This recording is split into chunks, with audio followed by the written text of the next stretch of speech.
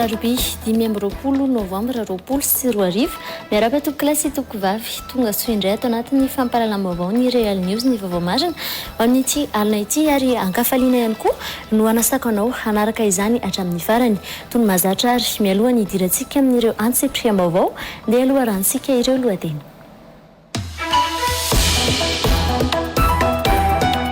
Amidy 5,4 ny zazavavy kely Virginie iray Antoliary raha nambarany voavonana mpiaro ny zon'ny zaza any an-toerana.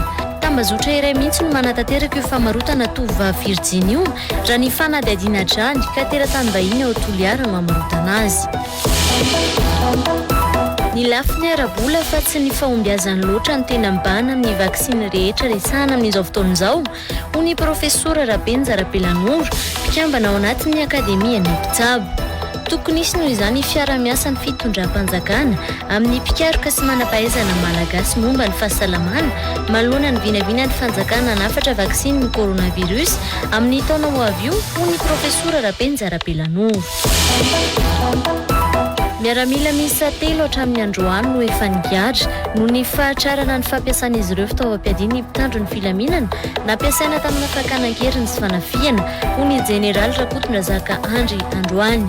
Bomba vita artizanaly, grenady mahery vaika sy fiarovan-tena miisa 80 efa nogiazana nandritra ny tetezamita efa 10 taona izay no nopotehina Androany. Entiny Zoela amintsika kosa indray ary izao ireo tsara ho fantatra mahakasika ny vinavina ny mety ho toetry ny andro ho an'ny rahampitso alakamisy.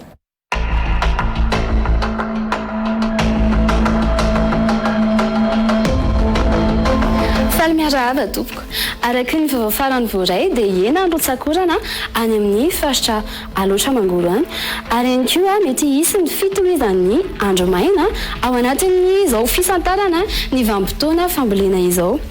Ao anatin'izay ihany koa dia hisy fahatarana zany ny fihavian'ny andro-tsakorana any amin'ny faritra iny raha amin'ity fotoam-pahavaratra ity. Dao ary sika ijery ny vinavina ny mety ho toetry ny andro ho an'ny rahampitso alakamisy fa 20 volana novambra 2024 indray. Misantaritsika amin'ny tapany maraina tahaka ny mazatra ny eto Antananarivo dia ifandimby aloha ny rahona sy ny masoandro ny any Fianaratsoa kosa dia ibalika ny masoandro. Raha ho jerentsika ny momba ny any Anosy be any dia ifandimby ny rahona sy ny masoandro ary manodidina ny 4 hatramin'ny 3 degré Celsius raha ny maripana. Ao anatin'ny tapany maraina dia nierika ny andro any Antsinana Anosy any zany hoe any Toamasina any.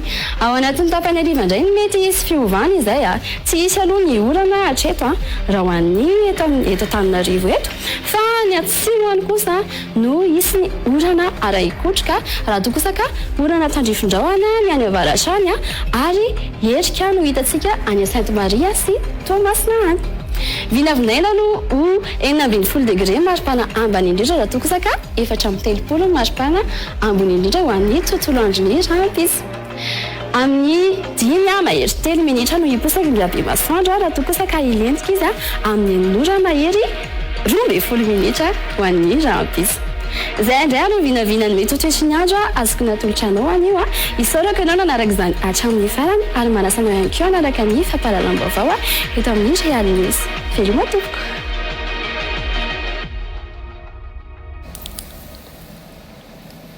Iverenantsika ao arana vetivety indray ary aloha ireo lohatenim-baovao. Amidy 5,4 ny zazavavy kely Virginie iray Antoliary raha nambarany voavonana mpiaro ny zon'ny zaza any an-toerana. Tambazotra iray mihitsy no manatanteraka io famarotana tovovavy Virginie io raha ny fanadihadiana drany ka teratany vahiny ao Antoliary no mamarotana azy. Ny lafiny arabola fa tsy ny fahombiazany loatra ny tena mibahana amin'ny vaksiny rehetra resahana amin'izao fotoana izao ho ny profesora Rabenja Rabelanoro mpikambana ao anatin'ny akademia ny mpitsabo. Tokony isy noho izany fiara-miasa ny fitondram-panjakana amin'ny mpikaroka sy manam-pahaizana malagasy momba ny fahasalamana manoloana ny vinavina ny fanjakana nafatra vaksiny ny coronavirus amin'ny taona ho avy io ho ny profesora Rabenja Rabelanoro. Miaramila miisa 3 hatramin'ny androany no efa nigadra noho ny fahatrarana ny fampiasan'izy ireo fitaovam-piadiana mpitandro ny filaminana nampiasaina tamina fakanan-keriny sy fanafiana ho ny jeneraly Rakotondrazaka Andry Androany. omba vita artizanaly, grenady mahery vaika sy fiarovan-tena miisa 80, efa nogiazana nandritra ny tetezamita, efa 10 taona izay no nokotena androany. Ny vaovao avy any Toliara avy hatrany no entsika nokafana ny fampahalalam-baovao. Misy tambazotrana lehilahy sy vehivavy teratany malagasy mivarotra zazavavy kely amin'ny teratany vahiny ao Toliara raha nitatitra nambarany ivitoerana misahana ny zaza tsy ampy taona tany an-toerana izay nanaovana fanadihadiana androany. Ankizivavy eo anelanelany 7 sy 9 taona no tena karoany ireo teratany vahiny amin'izany raha ny fanazavany filohan'ity fikambanana ity. 5 alina ariary no ividianan'ireo teratany vahiny ireo ny zaza izay mbola virjiny amin'izany ary ankoatr'izay azon'ireo tambazotra mivarotra zaza ireo tambiny amin'ny teratany vahiny ihany koa izay fivarotana azy ireo izay. Daniel Efa no mitondra ny antsiprian'ny vaovao avy any Toliara avy any.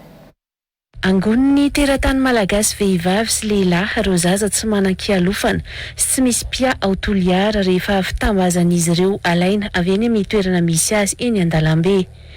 Ankizy maromaro no indray entin'izy ireo omena ireo teratany vahiny ary efa misy fifanarahana amin'ny fotoana atao amin'izany. Toerana mitokana no hitondrany teratany vahiny azy ary anaovany ny filan-dratsiny. Tambazana 5.4 alina ariary ny zaza iray virjiny amidy amin'ny teratany vahiny iray raha nambaran'ity filohan'ny vovonana piaro ny zaza ity. Mbola misy fifanarahana hafa ihany koa ho an'ireo tambazotra mivarotra azy ireo amin'ny teratany vahiny izay mividy ny zazavavy kely. Olona efa manodidina 900 moa no nanatitra fitoroana eny anivon'ity vovonana ity hatramin'ny androany raha nitatitra ity vovonana piaro ny zon'ny zaza ao Toliara ity. Bentanana Nantoby miarin'arivo atsinanana teo aloha no tratra nanolana zazavavy 4.10 taona tany an-toerana ny 10 Novembre lasa teo. Ny aikin'eloka vita ny bentanana teo aloha io rehefa natao ny famitorana azy ary nananana profy ihany koa izany ho ny zandarmaria-pirenena. Nahiditra ponja vonjomaika moa ity bentanana teo aloha ity taorian'ny fitsarana natao azy omaly. Ny antsiprian'izay vetrany. Ny 20 Novembre 2024 vao nahazo ny toroka tamin'ny solon-tena-panjakana tao amin'ny Arinarivo ny zandarmaria-pirenena raha nitatitra nataon'izy ireo. Bentanana teo aloha iray 4.15 taona no nambara fa nanolana zazavavy kely 4.10 taona tamin'ny 10 Novembre lasa teo tao Antoby miarin'arivo atsinanana. Natomboka izy ireo teo ny famitorana lalina mikasika ny raharaha. Voaporofo ny eloka taorian'izay ho ny zandarmaria-pirenena ary ny aiky ny adosoany ity bentanana teo aloha ity. Natolotra ny fitsarana omaly 20 Novembre 2024 izy ary nahiditra ponja ny vonjomaika raha nitatitra ny zandarmaria-pirenena hatrany. Mbola nanentana indray aman-dreny anaramaso sy ary ny zanany sy asa hitoroka ny trangana herisetra toy izao fa tsy andro olon-kafa hanao ny fitoroana moa ny zandarmaria-pirenena tao anatin'ny tatra nataon'izy ireo tao amin'ny pejy ny serasera ny zandarmaria-pirenena.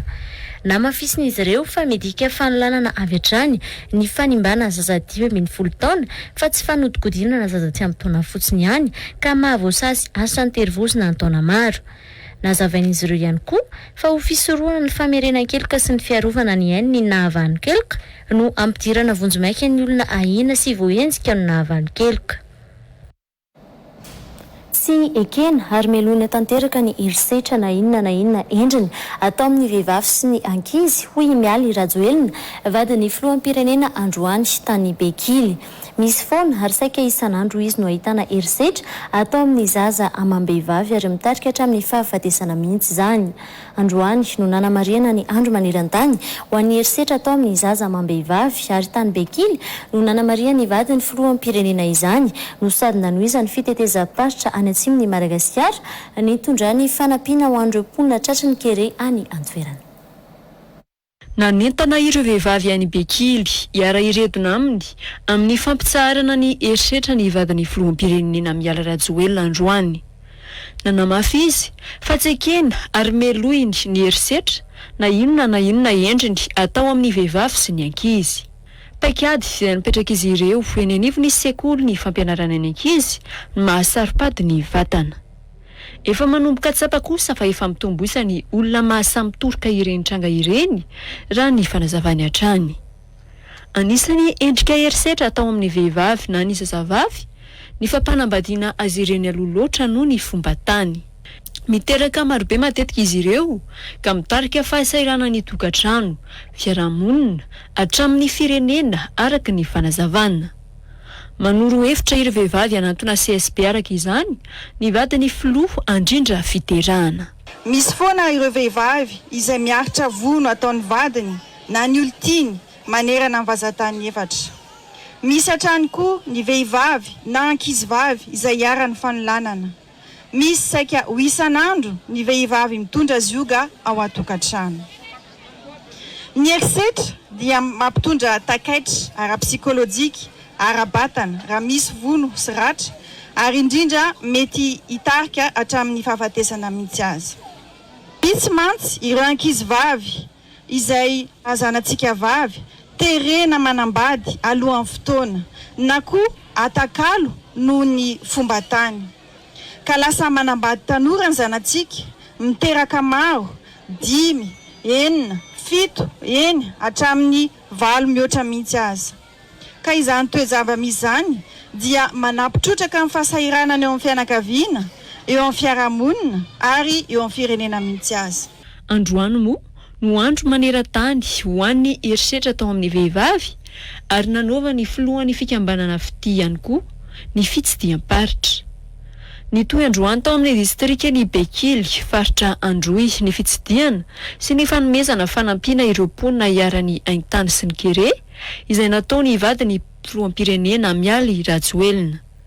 Ankoatra ny fanampiana avy aminy toy ny fanomezana kobahaina ho an'ny zaza sy ny be antitra, nitondra ny fanampiana manokana avy amin'ny barian'ny Madagascar sy ny zary izany ho an'ny mponina ihany koa izy.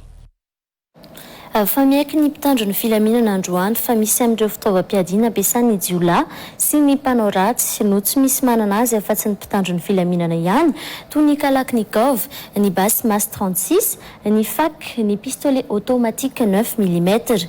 Efa nisy miaramila telo nampidirina ponja tamin'ny resaka fampiasana basy tamin'ny fakanan-keriny sy ny asa ratsy ho an'ny gendarmerie ny fiadanana raha nolazain'izy ireo tamin'izany.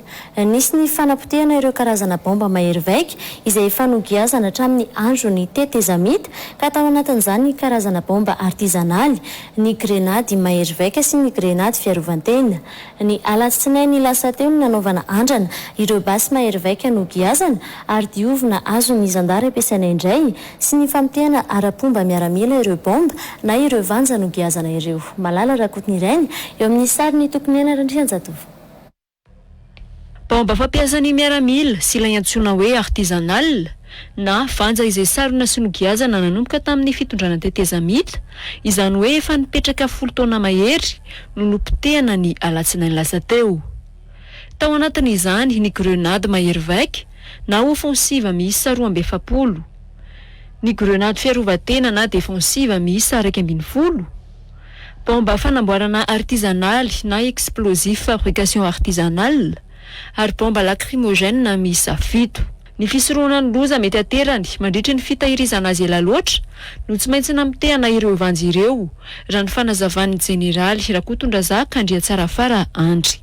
Ny fitahirizana azy tao aminay moa dia efa misy toerana manokana fa na izany na tsy izany misy fotoanany ihany tsy maintsy ineutralisena an'ireo zava-poaka ireo zany. Poaka moa dia reny efa raha tsy ahivina dia reny le tany be horirika sy ny teo mamasina sy ny tariny reny tamin'ny androny dia ny poaka le izy.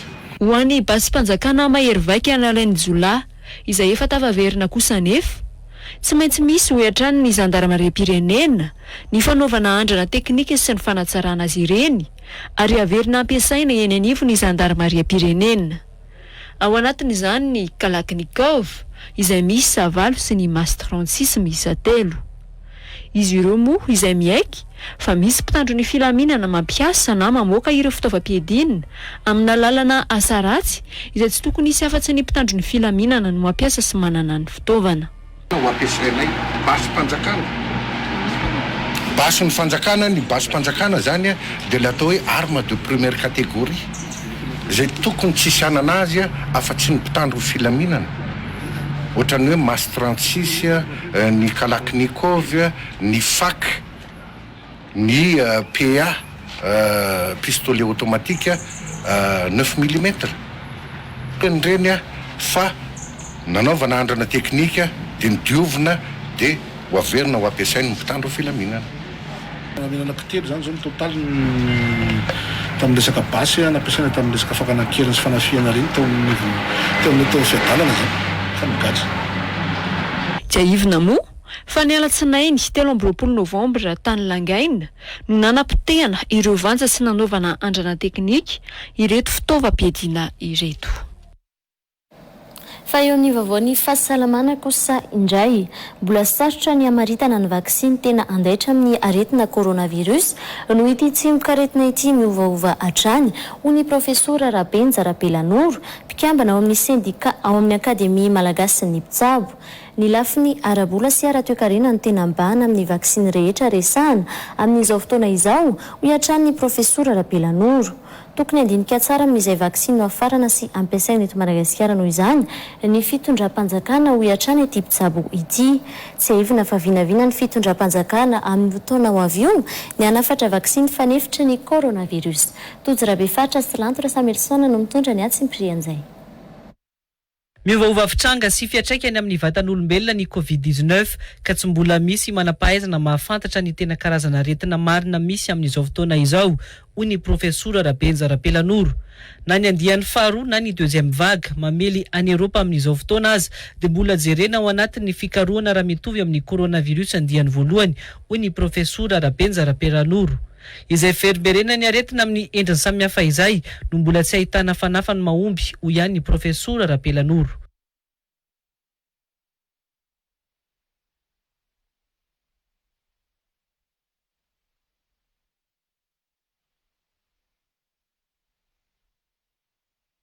Fantastika ma misy natao hoe mutation io matoa io misy le tenenina hoe vague zany misy mutation le virus.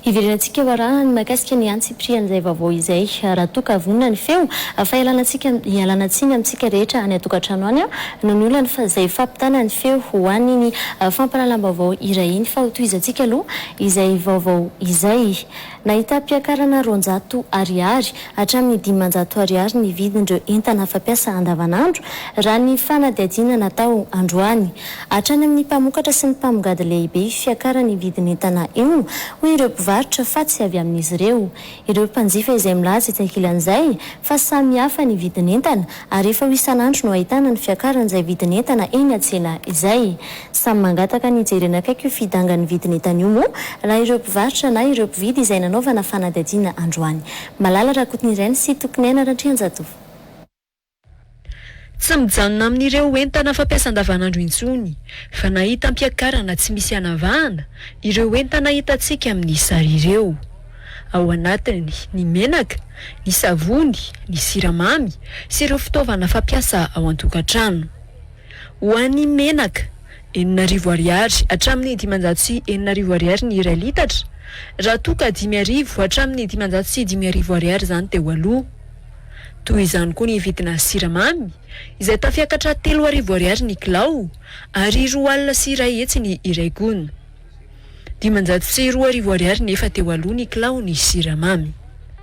Nambarany ireo mpivarotra moa fa hatrany apotony ny fiakaran'ny vidiny entana fa tsy amin'izy ireo ihany akory. Ny entana aloha zao na ho anay mpivarotra zao dia tsapake nisy entana ny akatsakatsa ihany. Manjara lasa zay mpivarotra anao tsony hoe manasondy sa entana lasa tsony hoe mpandainga be mihitsy zay dia miangavy an'le any amboa mihitsy zany zay aloha mba ahidana kely le entana raha ohatsaka hoe azo atao. Ie misy aloha azo atao hoe tsy ary zato na 200 fa misy dia hoe miakatra 500 azy na zay raha le entana efa tonga eto le aterany zareo zay vao gaga hoe miakatra ohatsy zao le izy ozy izy zareo dia tsy afaka manao zay tsy maintsy manaiky an'izay prix tenen'ny zareo zay dia tsy maintsy mampiakatra kely koa zay.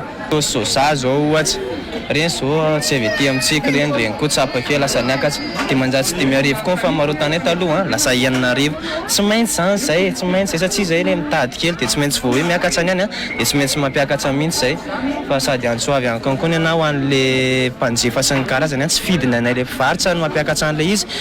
Mikaikaiky moa ireo mpanjifa manoloana io fiakarany vidiny entana io. Efa ho isan'andro no miakatra ny vidin'entana hoy izy ireo, ary samy manana ny vidiny izay varotany azy avokoa ny mpivarotra tsirairay. Hita niakatra daholo aloha vidin'entana zay tato ato, indrindra le PPN tena vary aingana kely dia niakatra be ny vidiny, dia le zavatra vidinao androany zao tsy tsotra ny rapitso indray vidiny. Ohatra zao hoe zao vidy fitaovana ankizy dia tena hitanao hoe miakatra be. Vidy kosin-jaza zao dia miakatra le izy.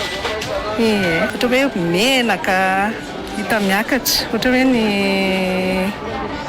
ina moa zany le ampiasainao hatrany hoe savony, le hafa le hoe savon de ménage fa le savony ohatra hoe savony ilaina, savony manitra ohatra izany. Budget-no amboarina, misy zany hoe miena zany le zavatra vidiny.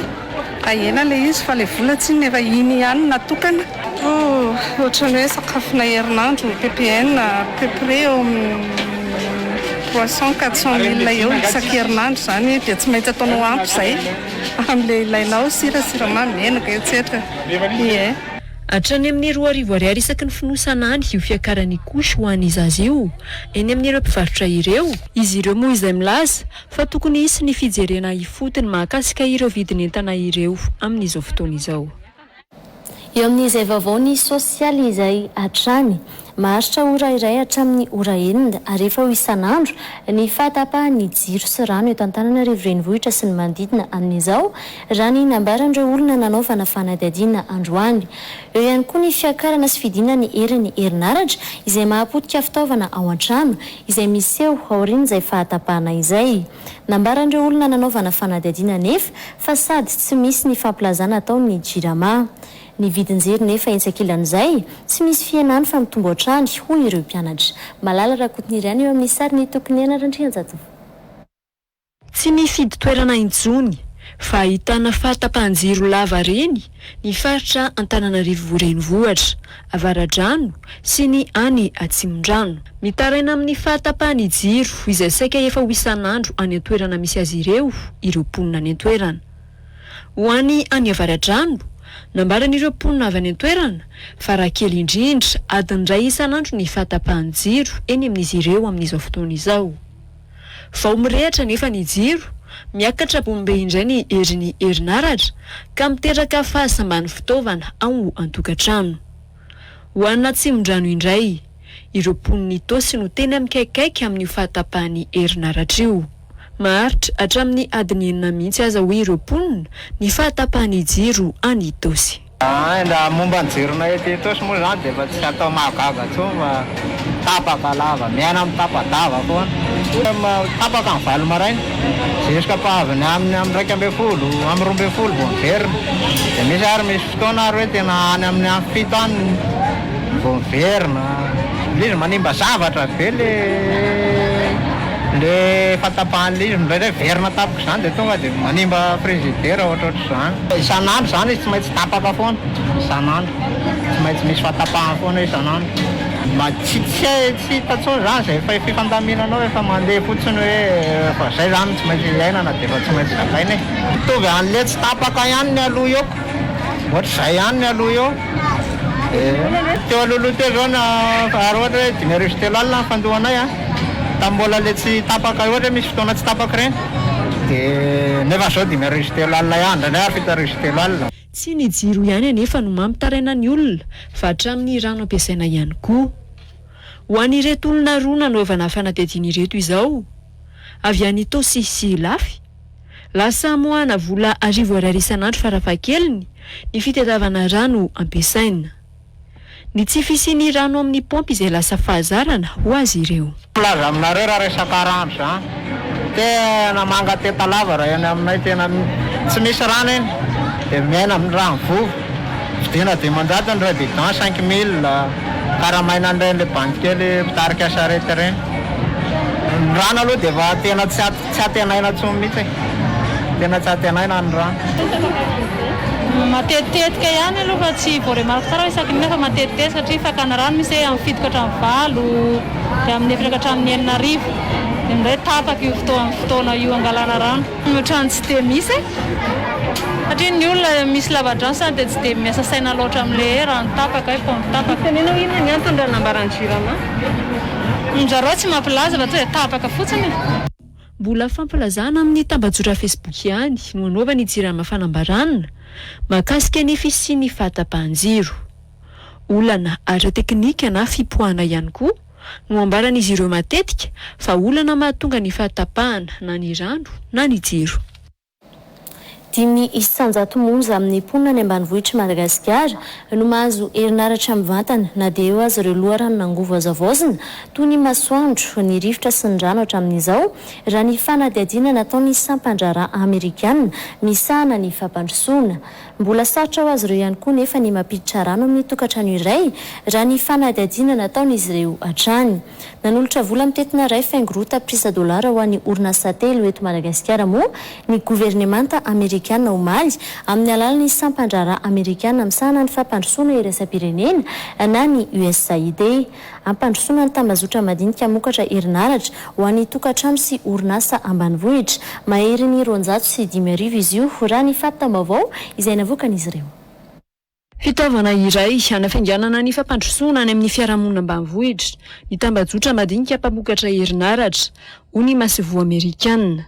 Rehefa mitombo ny fampiasana herinaratra afaka mampiasa fitaovana sy milina moderna ny orinasa toy ny pompe fitarihan-drano sy vata fampangatsiahana izay ampandroso ny orinasa sy hanampy azy amin'ny famoronana azy.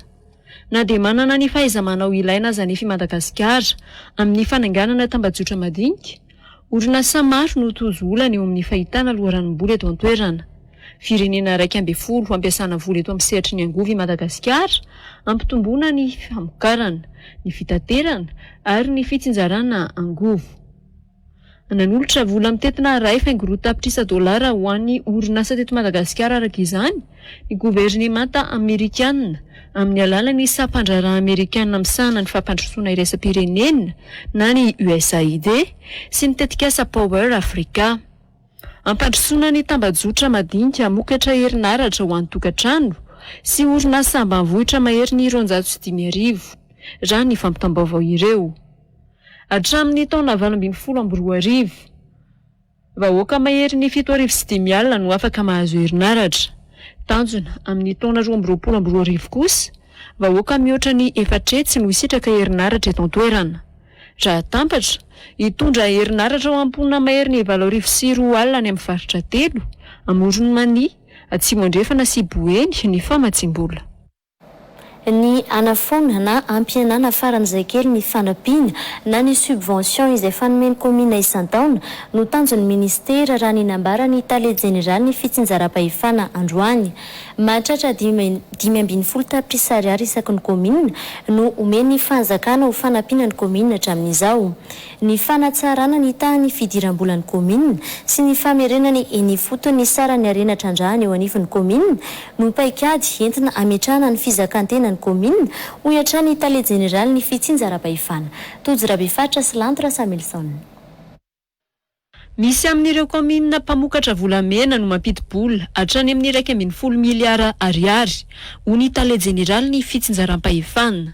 Hatreto nefa mbola tsy afaka mizaka teny izy ireo noho ny tsy fiverenany vola azon'izy ireo ao anivon'ny komina ka lasa miantehatra amin'ny fanampiana na subvention avy amin'ny ministera ho ny tale jeneraly ny fitsinjaram-pahefana. Dia arakaraky ny komina zany ny ahitanao hoe reto komina reto tokony efa misehatra amina compétence ohatr'izao izy zao ny zava-misy tokony izao zany ny ara-bola omena azy. Mbola tio ngeda be zany ohatra raha mitentsika zao hoe commune minière le mahazo fidiram-bola amina fitrandrahana vato reny ny be vola be.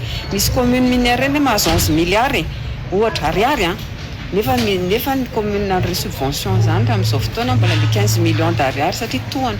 Dia reny zany tokony jerena commune ohatry reny ve tokony ohatrinona subvention mety tsy tokony azo subvention intsony izy kosa fa tokony mba makany amin'le commune marefo ny subvention.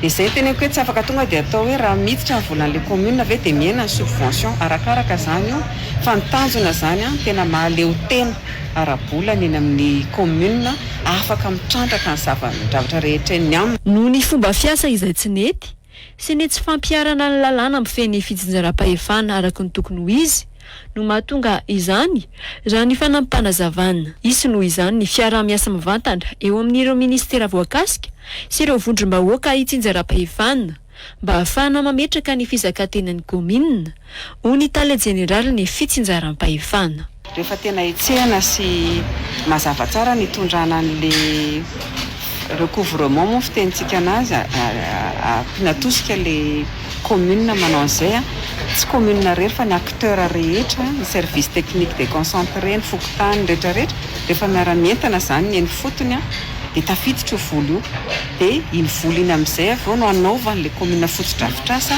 mba hisy eo hatrany le fatokisan'le citoyen dohan'le hetra avy eo. Rehefa hitany hoe iny le volaniditra dia misy mangarahara be le izy satria ireo comité teny fotony ireo no manara-maso koa ny ampiasana an'le vola. Dia izay ny teneko tanareo tao hoe efa tsara iny atombohan'le hoe afaka atao tsara zany no mapakatra ny fidiram-bolan'ny commune raha misy an'izay satria ny arena rehetra eny fotony. Androany moa no notanterahana teny Anosy ny atrikasy izay ahafahana mamolavola paikady anampiana ny commune na izaka tena tsikelikely.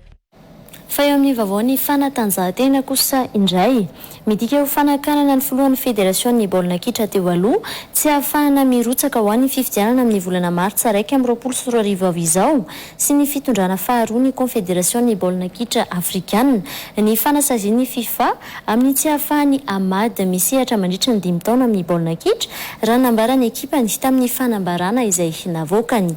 Nambarany ity filoha ity tamin'ny taratasy navoakany omaly fa nisy fandraisana fanapahan-kevitra mitanila sy tsy marina tamin'ny fampiatonany Ahmad izay filohan'ny confédération afrikana amin'ny baolina kitra teo aloha teo amin'ny toerany raha ny taratasy fampahafantarana navoakany ekipany filohan'ny CAF teo aloha io. Tafapetraka omaly ny fampiakarana andrara amin'ny fitsarana misahana ny baolina kitra na ny tribunal arbitral de football izay napetraka ny ekipany filohan'ny confédération ny baolina kitra Ahmad raha ny taratasy fampahafantarana navoakan'izy ireo. Ity filohan'ny CAF teo aloha ity moa izay tsy na fa nialatsiny ny lasa teo no namoahany CAF fanazaziana amin'ny fandoavana lamandy hatramin'ny 7 alina sy 3 euro eo ihany koa ny tsy ahafahana misehatra amin'ny baolina kitra anatin'ny 5 taona.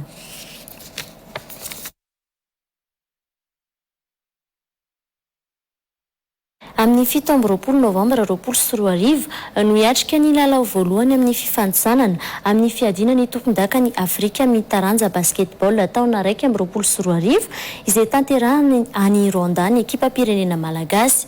I Tunisie no hifanandrana amintsika amin'izany ao amin'ny kianjany Kigali Arena. Mbola hiatrika lalao roa ihany koa ity ekipa pirenena malagasy amin'ny taranja basketball ity ny 20 sy 7 Novembre izay iaonana amin'ny Republika ny Centrafrique sy ny Republika Demokratika ny Congo. Ny ekipa ny Madagascar moa izay efa vona tanteraka amin'izao fotoana izao. Republika ny Centrafrique, Tunisie ary ny Republika Demokratika ny Congo ireo no ekipa telo miray vondrona amin'ny ekipa malagasy eo amin'ny taranja basket anatin'ny vondrona A ho an'ny fifanitsanana ny fiadinan'ny tompon-daka ny Afrika amin'ny taranja basket na ny Afrobasket 2024. Ny 5 Oktobra lasa teo no efa nanomboka ny famondronana ny mpilalao ny Federasiona Malagasy ny taranja basketball. Hatramin'ny 17 Novambra 2024 kosa no hiatrika lalao voalohany amin'ny fifanitsanana io iaonana amin'ny Tunisie i Madagascar. Ny ekipa hifanandrana amin'ny Madagascar i Tunisie izay efa niatrika famaranana tamin'ny fiadinan'ny tompon-daka ny Afrika amin'ny taranja basketball natao tany Maroc ny taona 2020 sy 2009. Efa inefatra nandrombaka laharana fahatelo teo amin'ny Afrobasket ihany koa io ekipa io ary efa indrontana laharana fahaefatra tamin'izany. Ny taona 2024 kosa izy no nibata ny amboarany Afrobasket na ny tompon-daka ny basketball aty Afrika. Mbola hiatrika lalao roa ihany koa ny ekipa pirenena malagasy amin'ny taranja basketball ny 20 Novambra izay iaonana amin'ny Republika ny Centrafrique sy ny 7 Novambra izay hifanandrinana amin'ny Republika Demokratika ny Congo. Aritra 5 andro ny dinka ny fifanitsanana amin'ny Afrobasket 2024 ka araka ny tety andro ofisialy navoaka ny mpikarakara ny Afrobasket 2024 androany alarobia 15 Novambra no nanomboka ny fifanitsanana hiatrehana ny fiadinan'ny tompon-daka ny Afrika amin'ny taranja basket na ny Afrobasket 2024 tanterahana any Rwanda. Lalao no tanterahana androany ny niaonany ekipa ny Senegal tamin'ny Kenya sy ny fiaonany Angola sy Mozambique. Hoany rahampitso i Nigeria hifanandrana amin'ny ekipa ny Soudan du Sud ary Mozambique iaona amin'ny ekipa ny Senegal.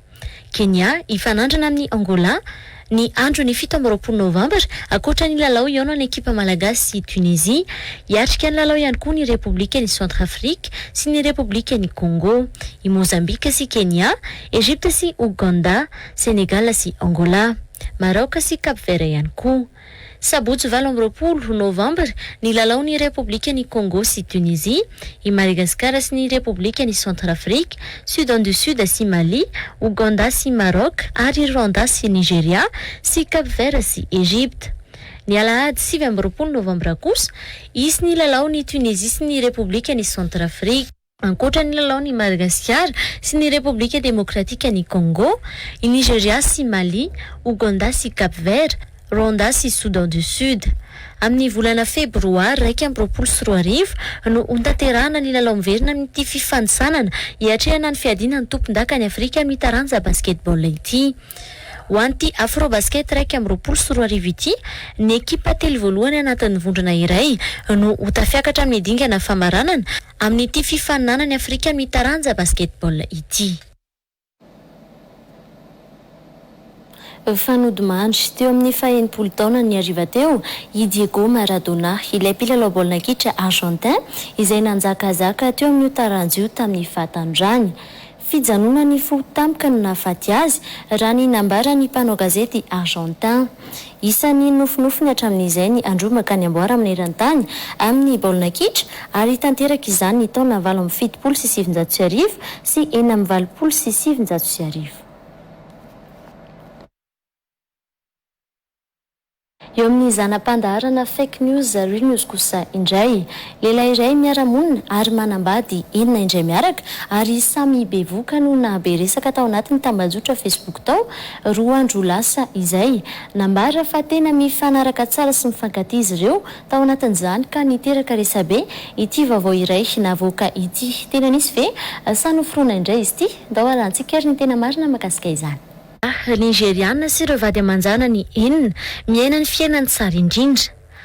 Io ny fehezanteny nentina nampahafantarana ny vaovao nahitana ity raim-pianakaviana iray ity sy ny vehivavy miisa 9 manodidina azy. Rehefa jerena ny sary, samy mitondra voka avokoa ireo vehivavy 9 miaraka amin'ireo. Araka ny teny miaraka aminy, vadiny avokoa ireo vehivavy ireo. Nisy nanome tsindro nanakihana tao anaty commentaire ary niaro azy ireo sy nilaza fa raha tena mpivady ireo dia afaka manoana azy rehetra izy ary faly daholo izy ireo raha izao hita amin'ny sary zao. Mila fiarana ny fitaizana zaza ary afaka mifampiankina daholo izy ireo mba hanana ny hery bebe kokoa azy ireo. Tsy vitsy ny nanoana azy sy nilaza fa tsy lozany ataony fa mety kokoa noho ny lehilahy manafina ny vehivavy enina any amin'ny toerana samihafa nefa manana mihoatra ny zaza enina ihany koa amin'ny vehivavy samihafa saingy koa mody tsy manana izy ireo. Teo koa ireo naneho aterana tamin'ity tranga hafakely ity. Efa nisy 104 ireo nanao j'aime sy niometa amin'izany raha toka 590 ireo nametraka commentaire. 720 ihany koa ny nizara izany. Fantatra ary tao aorian'ny fikaroana nataony ekipa ny fake news real news ary ny fanadihadiana dia hita fa mbola kolontsaina ny Nigeria ny fananana vady maro ary mampiatra izany tsara izy ireo. Voasoratra anaty boky mihitsy ny tantaran'ity lehilahy ity ary fantatra fa miaina ny tsara indrindra binga ary mankafy ny vadiny. Efa tena bevoka avokoa ireo vadiny 9 ireo amin'izao. Raha ny fantatra ihany koa, ankefitry ny volana iray ihany na bevoka ireo vadiny ireo. Real news araka izany ity vaovao ity. Ny zanam-pandaharana ihany koa ary tompoko lahy sy tompoko vavy no entiko manakatona ny tapany voalohany tamin'ny fampahalalam-baovao tamin'ity alina ity. Isaorantsika rehetra naraka izany hatramin'ny farany ary manome fotoananao indray ho amin'ny rapitso amin'ny ora tahaka izao. Mandrapitafary tompoko lahy sy tompoko vavy.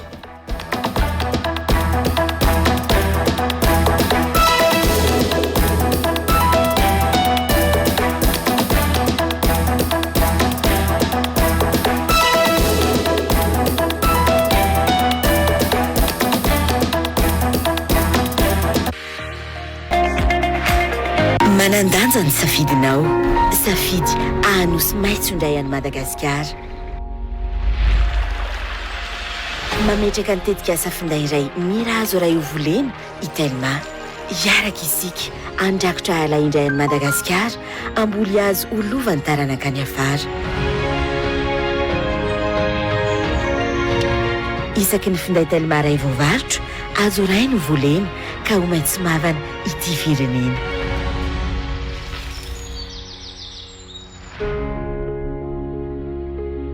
Safidiko maitso malagasy.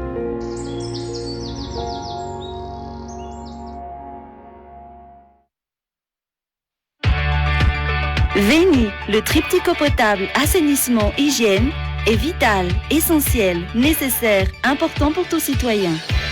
Oui, l'accès à l'eau potable, à l'assainissement, à savoir des toilettes et des douches propres et accessibles, ainsi que de pratiques d'hygiène avec un savon et un dispositif de lavage des mains adapté à leur physionomie, est un droit fondamental, comme pour tous les citoyens, pour les femmes et les personnes vivant avec un handicap, malvoyants, malentendants, muets ou ayant des difficultés motrices. Sachez que le projet Veni de Watered Madagascar est présent dans les districts suivants: Akasbe, Atsimjan, Avarajan, Ambujachin, Manzakanjin, Muramang et Sojun Mandit.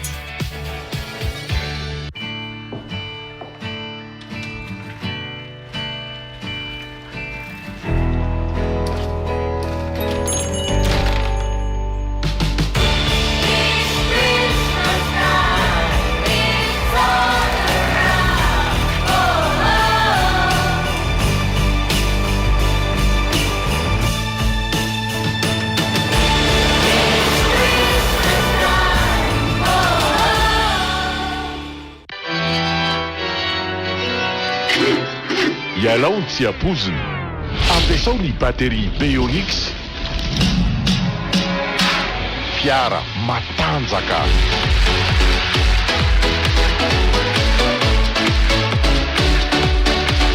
Vaonix, hitahirizana angovo mitondra herinaratra.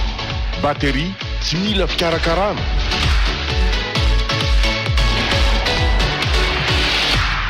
Vaonix, matanjaka sady maharitra.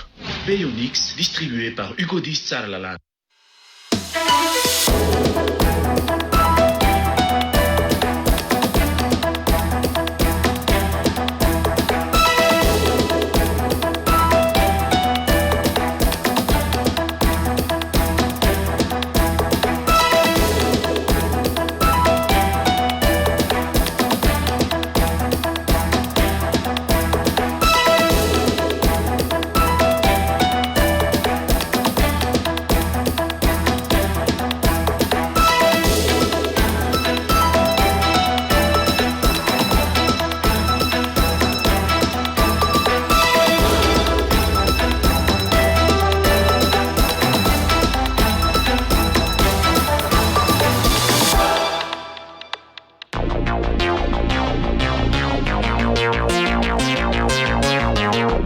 Real News